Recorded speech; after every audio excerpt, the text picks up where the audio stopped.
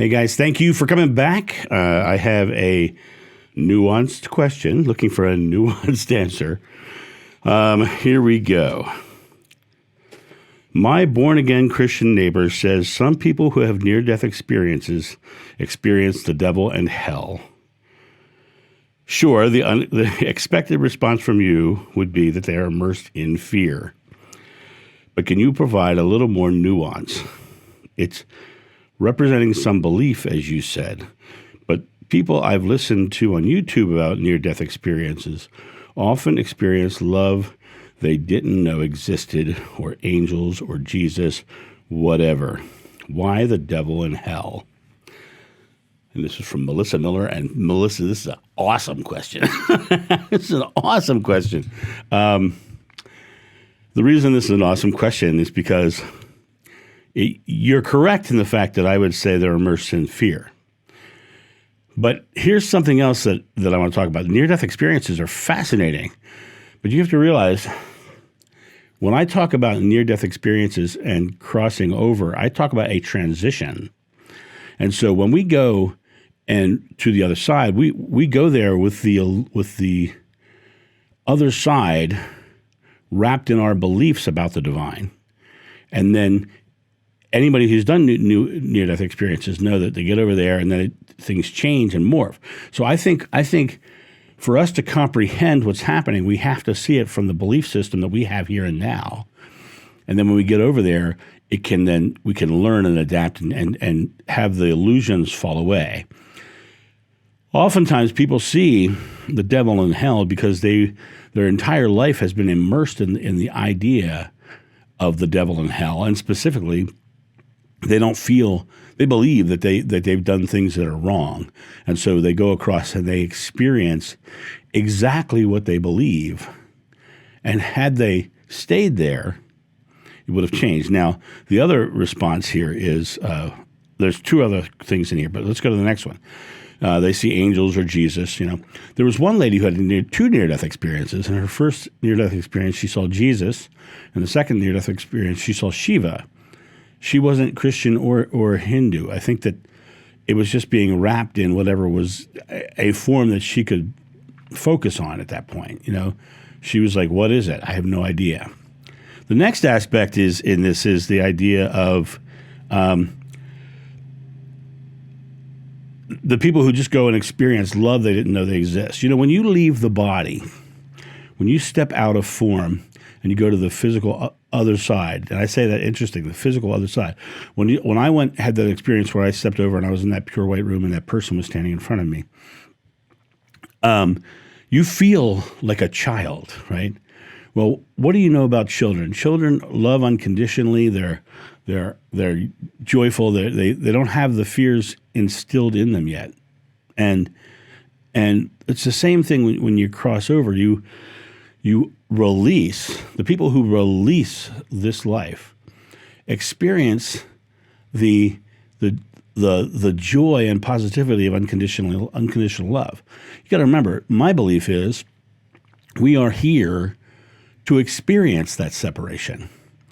And when you cross over and you just release this side, you're going to experience nothing but unconditional love, which is something none of us have truly ever experienced in this world.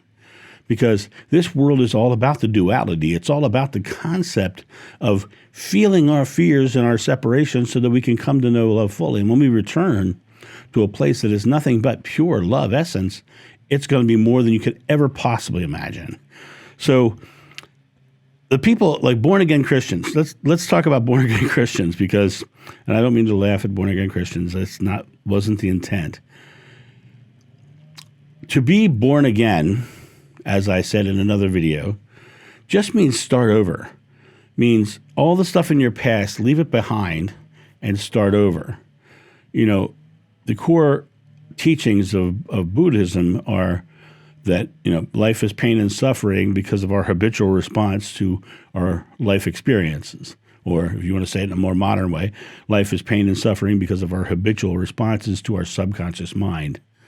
And our subconscious mind is trained. If you're a Catholic, you're very seriously trained in Catholic doctrines. If you're born again, you're very seriously trained in your born again doctrines, and those are just beliefs. And if you buy into the beliefs, when you cross over, the first thing you're going to see in that transition is the expectation that you would see, the things that you expected to see.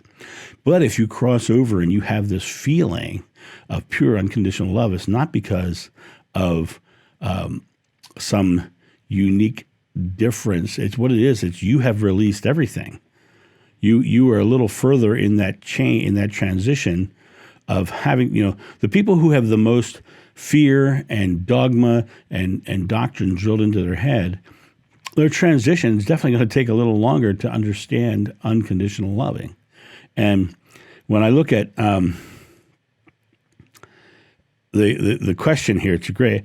The expected response from me would be, from you, John, would be that they're immersed in fear.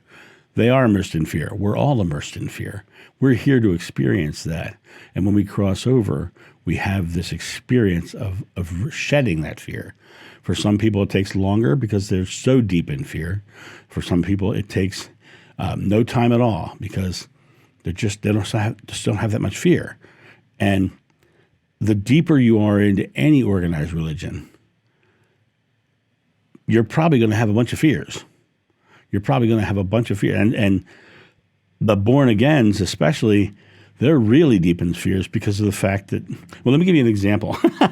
I live on a very busy road, but it's also a very trafficked road in terms of Jehovah's Witness knocking on your door.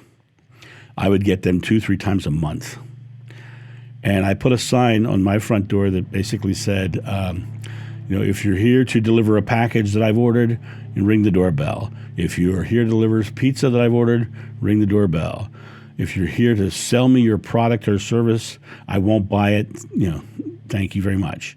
If you're here to get me, and this is the one, if you're here to get me to join your cult, I won't. Right?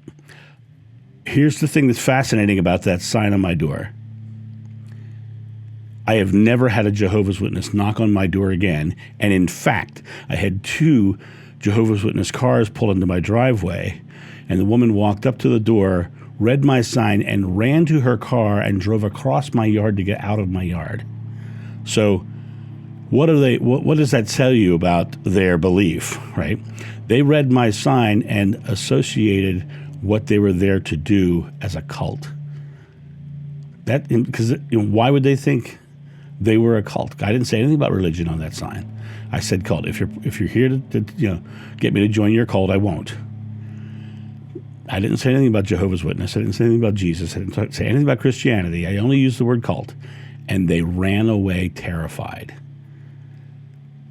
Think about that. Think about that. She drove across my yard to get away from here when she saw that sign. Right?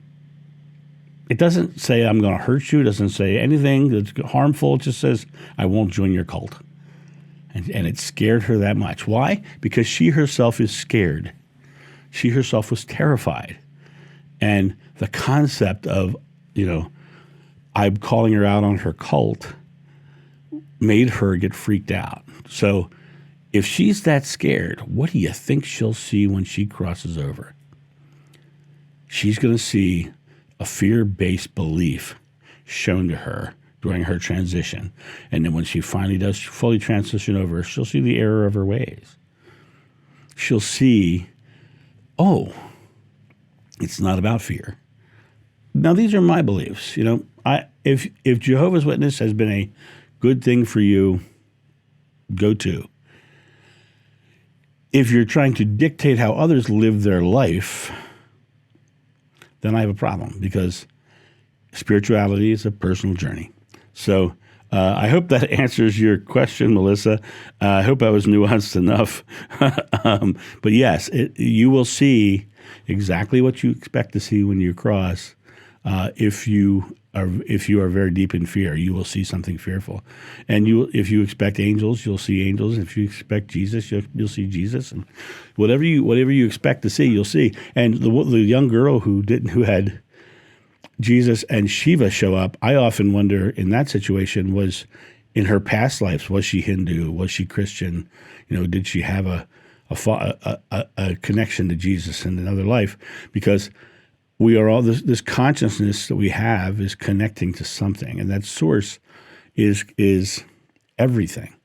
So Jesus, Buddha, Krishna, Shiva, Muhammad, any of them are represented in that source. And so we will see. I am 100% that when my mother crossed over, she talked to Jesus face to face. No doubt in my mind. I also expect fully that she completely understands. And I swear to you, I get visits from her. I feel her presence around me. And like I said, there's a picture of her on my mantle. I look, and and it looks like it's just smiling at me, which is just a lovely thing. So I hope that answers your question. You have a great day, and I will talk to you soon. See ya. Bye.